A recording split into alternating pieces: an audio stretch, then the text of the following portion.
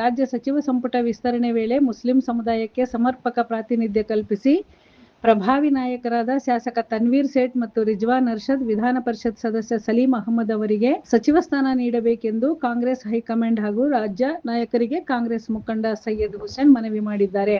ಪಟ್ಟಣದ ಪ್ರವಾಸಿ ಮಂದಿರದಲ್ಲಿ ಬುಧವಾರ ಆಯೋಜಿಸಿದ್ದ ಸುದ್ದಿಗೋಷ್ಠಿಯಲ್ಲಿ ಮಾತನಾಡಿದ ಅವರು, 2023ರ ವಿಧಾನಸಭಾ ಚುನಾವಣೆಯಲ್ಲಿ ಕಾಂಗ್ರೆಸ್ ಪಕ್ಷವನ್ನು ಅಧಿಕಾರಕ್ಕೆ ತರುವಲ್ಲಿ ಮುಸ್ಲಿಂ ಸಮುದಾಯ ಸೇರಿದಂತೆ ಎಲ್ಲಾ ವರ್ಗದ ಮತದಾರರು ಮತ್ತು ಕಾರ್ಯಕರ್ತರು ಮಹತ್ವದ ಪಾತ್ರ ವಹಿಸಿದ್ದಾರೆ. ಕೋಮುವಾದಿ ಬಿಜೆಪಿಯನ್ನು ಅಧಿಕಾರದಿಂದ ದೂರವಿಡುವ ಉದ್ದೇಶದಿಂದ ಸಮುದಾಯ ಒಗ್ಗಟ್ಟಿನಿಂದ ಕಾಂಗ್ರೆಸ್ ಪಕ್ಷವನ್ನು ಬೆಂಬಲಿಸಿದ್ದು, ಆ ಕೊಡುಗೆಯನ್ನು ಪಕ್ಷದ ವರಿಷ್ಠರು ಪರಿಗಣಿಸಬೇಕು ಎಂದು ಆಗ್ರಹಿಸಿದರು. ಸಚಿವ ಸಂಪುಟ ವಿಸ್ತರಣೆ ಸಂದರ್ಭದಲ್ಲಿ ತನ್ವೀರ್ ಸೇಠ್, ಸಲೀಂ ಅಹಮದ್ ಹಾಗೂ ರಿಜ್ವಾನ್ ಅರ್ಷದ್ ಅವರಿಗೆ ಅವಕಾಶ ನೀಡುವ ಮೂಲಕ ಸಮುದಾಯದ ಆಶೋತ್ತರಗಳಿಗೆ ಸ್ಪಂದಿಸಬೇಕು. ಮುಖ್ಯಮಂತ್ರಿ ಡಿಕೆ ಶಿವಕುಮಾರ್, ಎಐಸಿಸಿ ಅಧ್ಯಕ್ಷ ಮಲ್ಲಿಕಾರ್ಜುನ ಖರ್ಗೆ, ಲೋಕಸಭೆ ವಿರೋಧ ಪಕ್ಷದ ನಾಯಕ ರಾಹುಲ್ ಗಾಂಧಿ, ರಾಜ್ಯ ಉಸ್ತುವಾರಿ ರಣದೀಪ್ ಸಿಂಗ್ ಸುರ್ಜೇವಾಲಾ ಹಾಗೂ ಕೆಪಿಸಿಸಿ ಅಧ್ಯಕ್ಷ ಬಿಕೆ ಹರಿಪ್ರಸಾದ್ ಅವರು ಈ ಬೇಡಿಕೆಯನ್ನು ಈಡೇರಿಸಬೇಕೆಂದು ಒತ್ತಾಯಿಸಿದರು. ರಾಯಚೂರು ಜಿಲ್ಲೆಯ ಜನಪ್ರತಿನಿಧಿಗಳಿಗೂ ರಾಜ್ಯ ಸಚಿವ ಸಂಪುಟದಲ್ಲಿ ಅವಕಾಶ ನೀಡಬೇಕು ಎಂಬ ಕೂಗು ಜೋರಾಗಿದೆ ಎಂದು ಸೈಯದ್ ಹುಸೇನ್ ಹೇಳಿದರು. ಮಾಜಿ ಮುಖ್ಯಮಂತ್ರಿ ಎಸ್. ಎಂ. ಕೃಷ್ಣ ಅವರ ಸರ್ಕಾರದ ಅವಧಿಯಲ್ಲಿ ಅಮರೇಗೌಡ ಬಯ್ಯಾಪುರ ಅವರು ಸಚಿವರಾಗಿದ್ದರು. ಅದಾದ ಬಳಿಕ 2013ರ ಕಾಂಗ್ರೆಸ್ ಸರ್ಕಾರ, 2018ರ ಸಮ್ಮಿಶ್ರ ಸರ್ಕಾರ ಹಾಗೂ 2023ರ ಕಾಂಗ್ರೆಸ್ ಸರ್ಕಾರ ರಚನೆಯಾದಾಗಲೂ ಜಿಲ್ಲೆಗೆ ಸಚಿವ ಸ್ಥಾನ ದೊರೆತಿಲ್ಲ ಎಂದು ಬೇಸರ ವ್ಯಕ್ತಪಡಿಸಿದರು. ಶಾಸಕರದಲ್ಲದಿದ್ದರೂ ತಮ್ಮ ಪ್ರಭಾವ, ಪಕ್ಷನಿಷ್ಠೆ ಹಾಗೂ ಅಭಿವೃದ್ಧಿ ಕಾರ್ಯಗಳ ಮೂಲಕ ಹೈಕಮಾಂಡ್ನ ಮೆಚ್ಚುಗೆ ಪಡೆದಿರುವ ಎನ್.ಎಸ್. ಬೋಸರಾಜು ಅವರಿಗೆ ಸಚಿವ ಸ್ಥಾನ ನೀಡುವುದನ್ನು ಸ್ವಾಗತಿಸುತ್ತೇವೆ. ಅದೇ ರೀತಿಯಲ್ಲಿ ರಾಯಚೂರು ಜಿಲ್ಲೆಯ ಅರ್ಹ ಜನಪ್ರತಿನಿಧಿಗಳಿಗೂ ಸಚಿವ ಸ್ಥಾನ ನೀಡುವ ಮೂಲಕ ಜಿಲ್ಲೆಯ ಅಭಿವೃದ್ಧಿಗೆ ಮತ್ತಷ್ಟು ವೇಗ ನೀಡಬೇಕು ಎಂದು ಒತ್ತಾಯಿಸಿದರು. ಕರ್ನಾಟಕ ರಾಜ್ಯದ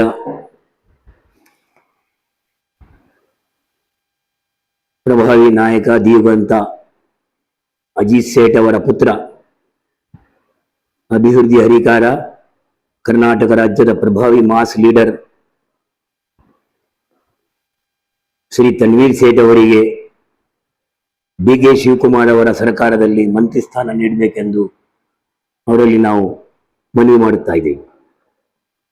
ಕರ್ನಾಟಕ ರಾಜ್ಯದ ಜನಪ್ರಿಯ ಮುಖ್ಯಮಂತ್ರಿ, ಎಲ್ಲ ವರ್ಗದ ನಾಯಕರಾದಂಥ ಶ್ರೀ ಡಿ.ಕೆ. ಶಿವಕುಮಾರ್ ಜಿ ಅವರಲ್ಲಿ ಮತ್ತು ನಮ್ಮ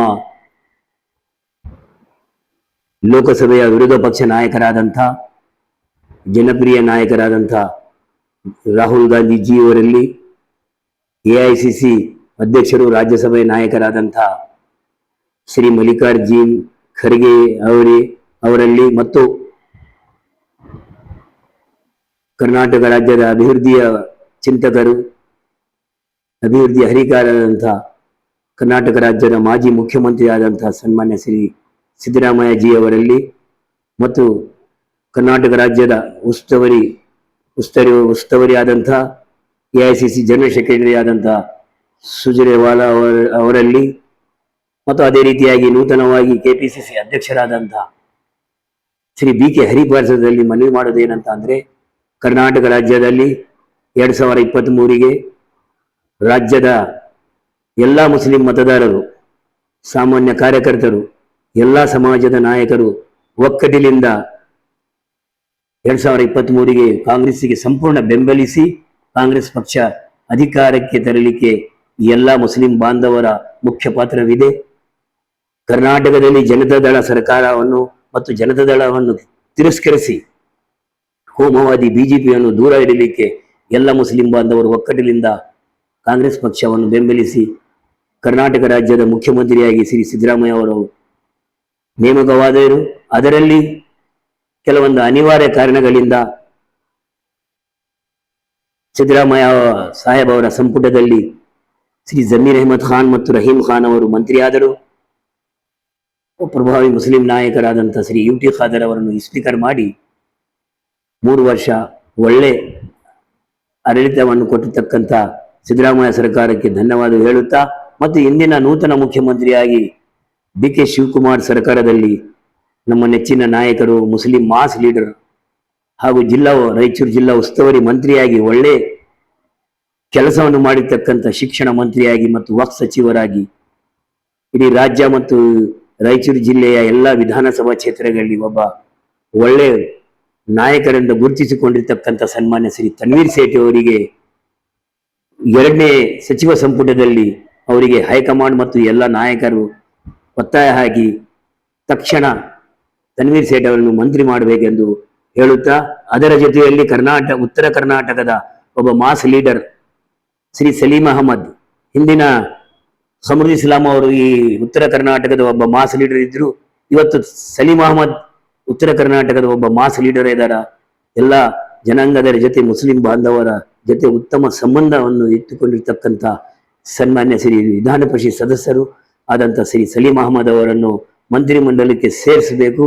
ಇದರ ಜೊತೆಯಲ್ಲಿ ಯುವ ನಾಯಕರು, ಮಾಜಿ ಯುವ ಕಾಂಗ್ರೆಸ್ ಅಧ್ಯಕ್ಷರು ಮತ್ತು 2 ಸಲ ಶಿವಾಜಿನಗರ MLA ಆದಂಥ ರಿಜ್ವಾನ್ ಅರ್ಷದ್ ಅವರನ್ನು ಮಂತ್ರಿಗೆ ಸೇರಿಸಿಕೊಳ್ಳಬೇಕೆಂದು ನಮ್ಮ ನೆಚ್ಚಿನ ನಾಯಕರು, ಈ ರಾಜ್ಯದ ಜನಪ್ರಿಯ ಮುಖ್ಯಮಂತ್ರಿ ಮತ್ತು ಎಲ್ಲ ಸಮಾಜದ ವರ್ಗದ ನಾಯಕರಾದಂಥ ಶ್ರೀ DK ಶಿವಕುಮಾರ್ ಅವರು ಮತ್ತು ಎಲ್ಲ ನಾಯಕರು ಹೈಕಮಾಂಡ್ನಲ್ಲಿ ಮನವಿ ಮಾಡಿ ಈ 3 ಜನರಿಗೆ ಮಂತ್ರಿ ಸ್ಥಾನ ನೀಡಬೇಕೆಂದು ಅವರಲ್ಲಿ ಮನವಿ ಮಾಡ್ತಾ ಇದ್ದೇನೆ. ನಿಷ್ಠಾವಂತ ನಾಯಕರಾದಂಥ ಶ್ರೀ UT ಖಾದರ್ ಅವರನ್ನು ಇವತ್ತು ಮೊದಲನೇ ಲಿಸ್ಟ್ನಲ್ಲಿ ಮಂತ್ರಿ ಮಾಡಿದ್ದಾರೆ. ಕಾಂಗ್ರೆಸ್ ಪಕ್ಷಕ್ಕೆ ಧನ್ಯವಾದವನ್ನು ಹೇಳುತ್ತಾ, ಮತ್ತೆ ಅದರ ಜೊತೆಯಲ್ಲಿ ಇವತ್ತು ನಮ್ಮ ರಾಜ್ಯದಲ್ಲಿ ಸೈಯದ್ ನಾಸೀರ್ ಹುಸೇನ್ ಅವರು ರಾಜ್ಯಸಭೆ ಸದಸ್ಯರಿದ್ದರು. ಮತ್ತೆ ಒಂದು ಯುವ ನಾಯಕರಾದಂಥ ಶ್ರೀ ರೆಹಮಾನ್ ಖಾನ್ ಅವರು ಕೇಂದ್ರದ ಮಾಜಿ ಸಚಿವರ ಪುತ್ರ ಮನ್ಸೂರ್ ಅಲಿ ಖಾನ್ ಅವರನ್ನು ರಾಜ್ಯಸಭೆ ಸದಸ್ಯರಾಗಿ ಮಾಡಿದ್ದಾರೆ. ಇದು ಒಂದು ಕರ್ನಾಟಕ ಕಾಂಗ್ರೆಸ್ನ ಇತಿಹಾಸ ಮತ್ತು DK ಶಿವಕುಮಾರ್ ಮತ್ತು ಸಿದ್ದರಾಮಯ್ಯ, ಮಲ್ಲಿಕಾರ್ಜುನ್ ಖರ್ಗೆ ಅವರ ಒಂದು ಉತ್ತಮ ಬೆಂಬಲ ಇದೆ ಅಂತ ನಾನು ಅವರಿಗೆ ಹೇಳುತ್ತಾ, ಈ ರಾಜ್ಯದಲ್ಲಿ ಮುಂದಿನ ದಿನಗಳಲ್ಲಿ ಇನ್ನು ಹೆಚ್ಚಿನ ಅಭಿವೃದ್ಧಿ ಆಗಬೇಕು. ಹೆಚ್ಚಿನ ಕೆಲಸ ಕಾಂಗ್ರೆಸ್ ಪಕ್ಷದ ಕಾರ್ಯಕರ್ತರನ್ನು ಇವತ್ತು DK ಹರಿಪ್ರಸಾದ್ ಮತ್ತು DK ಶಿವಕುಮಾರ್ ನೀಡಬೇಕು. ನಿಷ್ಠಾವಂತರನ್ನು ಕರ್ನಾಟಕದಲ್ಲಿ ಗುರುತಿಸಬೇಕು.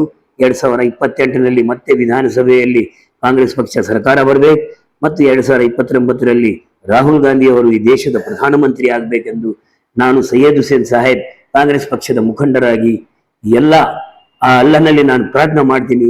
ಮುಂದಿನ ದಿನಗಳಲ್ಲಿ ಈ ಮುಸ್ಲಿಂ ಬಾಂಧವರು ಮತ್ತು ಎಲ್ಲ ವರ್ಗದ ನಿಷ್ಠಾವಂತ ಕಾರ್ಯಕರ್ತರನ್ನು ರಾಜ್ಯ ಮಟ್ಟದಲ್ಲಿ ಗುರುತಿಸಿ ಸ್ಥಾನಮಾನ ನೀಡಬೇಕೆಂದು ಈ ನೂತನ KPCC ಅಧ್ಯಕ್ಷರಾದಂಥ BK ಹರಿಪ್ರಸಾದ್ ಅವರು ಮತ್ತು ಕರ್ನಾಟಕದ ಘನ ಸರ್ಕಾರದ ಮುಖ್ಯಮಂತ್ರಿ ಆದಂಥ ಶ್ರೀ DK ಶಿವಕುಮಾರ್ ಅವರಲ್ಲಿ ಮತ್ತೊಮ್ಮೆ ನಾನು ಮನವಿ ಮಾಡುತ್ತಾ ಈ ನನ್ನ ಮಾತನ್ನು ಮುಗಿಸ್ತಾ ಇದ್ದೀನಿ. ಮತ್ತೆ ಅದರ ಜೊತೆಯಲ್ಲಿ ನಮ್ಮ ಜಿಲ್ಲೆಯಲ್ಲಿ ಇವತ್ತು ಮಂತ್ರಿ ಸ್ಥಾನ ನೀಡಿಲ್ಲ. ಅಂಬರೀಶ್ ನಾಯಕ್ ಅವರು ಈ ರಾಜ್ಯದ ಮಂತ್ರಿ ಆದರು SM ಕೃಷ್ಣ ಸರ್ಕಾರದಲ್ಲಿ. ಅಲ್ಲಿಂದ ಇಲ್ಲಿವರೆಗೂ 2013 ಮತ್ತು 2004ರಲ್ಲಿ ಸಮ್ಮಿಶ್ರ ಸರ್ಕಾರದಲ್ಲಿ ಆಗಲಿ, 2013 ಮತ್ತು 18 ಸಮ್ಮಿಶ್ರ ಸರ್ಕಾರ ಆಗಲಿ, 23ನೇ ಸರ್ಕಾರದಲ್ಲಿ ನಮ್ಮ ಜಿಲ್ಲೆಗೆ ಸಚಿವ ಸ್ಥಾನ ಸಿಕ್ಕಿಲ್ಲ. ನಮ್ಮ ನೆಚ್ಚಿನ ನಾಯಕರು ಶ್ರೀ NS ಬೋಸರ ಸಾಹೇಬರು ವಿಧಾನ ಪರಿಷತ್ ಸದಸ್ಯರು ಇಲ್ಲಿದ್ದರೂ ಕೂಡ ಅವರು ತಮ್ಮ ಪ್ರಭಾವವನ್ನು ಮತ್ತು ಅವರ ಅಭಿವೃದ್ಧಿಯನ್ನು ಮೆಚ್ಚಿ ಅವರನ್ನು ಹೈಕಮಾಂಡ್ ಮಂತ್ರಿ ಮಾಡಿದರು. 3 ವರ್ಷ ಆದ ನಂತರ ಈಗ ಮತ್ತೆ ಅವರಿಗೆ ಆಗಲಿ ಈ ನಮ್ಮ ಜಿಲ್ಲೆಯ 4 ಜನ MLAಗಳಾದಂಥ ಶ್ರೀ ಅಂಬನಗೌಡ, ಅಂಬಯ್ಯನಾಯ್ಕ, ಬಸನಗೌಡ ದದ್ದಲ್ ಮತ್ತು ಬಸವರಾಜ್ ತುರಿಯಾಳು ಮತ್ತು ನಮ್ಮ MLC ಸದಸ್ಯರಾದಂಥ ಶ್ರೀ ವಸಂತ್ ಕುಮಾರ್ ಆಗಲಿ, MLC ಸದಸ್ಯರಾದಂಥ ಬಸನಗೌಡ ಬಾದರ್ರಿ ಆಗಲಿ, ಈ 7 ಮಂದಿರಲ್ಲಿ ಒಂದು ಮಂತ್ರಿ ಸ್ಥಾನ ಕೊಡಬೇಕೆಂದು ಹೈಕಮಾಂಡ್ಗೆ ಒತ್ತಾಯ ಮಾಡುತ್ತಾ ಮತ್ತು ಇಲ್ಲಿಯವರಿಗೆ ಉಸ್ತುವಾರಿಯನ್ನು ನೀಡಿ ರಾಯಚೂರು ಜಿಲ್ಲೆ ಇನ್ನೂ ಹೆಚ್ಚಿನ ಅಭಿವೃದ್ಧಿ ಮಾಡಲಿಕ್ಕೆ ಅವಕಾಶ ಮಾಡಿಕೊಡಬೇಕೆಂದು ಕರ್ನಾಟಕದ ನೆಚ್ಚಿನ ನಾಯಕರಾದಂಥ ಶ್ರೀ DK ಶಿವಕುಮಾರ್, ಮಲ್ಲಿಕಾರ್ಜುನ್ ಖರ್ಗೆ, DK ಹರಿಪ್ರಸಾದ್ ಮತ್ತು ಸಿದ್ದರಾಮಯ್ಯ ಇವರಲ್ಲಿ ಮತ್ತು ಹೈಕಮಾಂಡ್ನಲ್ಲಿ ನಾನು ವರದಿ ಶಫೀಕ್ ಹುಸೇನ್ ಮಾನ್ವಿ. ಮೆಂಡು ನ್ಯೂಸ್ ನೆಟ್ವರ್ಕ್, ಸತ್ಯದ ಕನ್ನಡಿ.